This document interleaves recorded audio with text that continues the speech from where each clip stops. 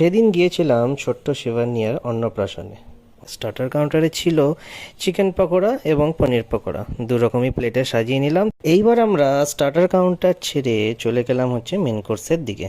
Main কোর্সে ফার্স্টেই নেওয়া হলো হচ্ছে প্লেট হাতে, সঙ্গে টিস্যু পেপার মোছার জন্য। সেটা সাইডে সরিয়ে রেখে আমরা প্লেটটা এগিয়ে দিলাম হচ্ছে স্যালাডের দিকে। স্যালাড দিলেন যিনি পরিবেশন করছিলেন প্লেটে, তারপরে দিলেন হচ্ছে নান, তারপরে চলে গেল হচ্ছে কিমা চানা, তারপরে নিয়ে নিয়েছি বাসন্তী পোলাও, তারপরে নিলাম কাতলা কালিয়া, তারপরে নিলাম the king of the dish mutton কষা, লাল লাল ঝাল ঝাল মাটন কষা নিয়ে আমরা খেতে বসলাম। এবার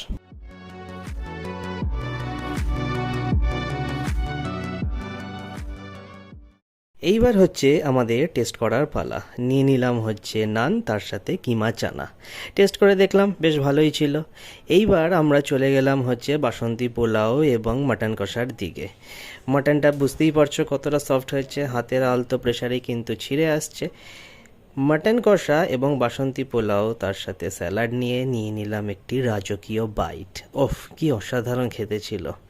আবার নিয়ে নিলাম, যেহেতু খুব ভালো হয়েছে ওই জন্য আবার আমরা বাসন্তী পোলাও এবং একটু মাটন কষা নিয়ে খেয়ে চলে গেলাম ডেজার্ট কাউন্টারে। ডেজার্ট কাউন্টার থেকে আবার আগের মতো প্লেট নিলাম। প্লেট নিয়ে নিলাম আমের চাটনি, তার সাথে দিল পাঁপড়, নিলাম হচ্ছে রসগোল্লা এবং সন্দেশ।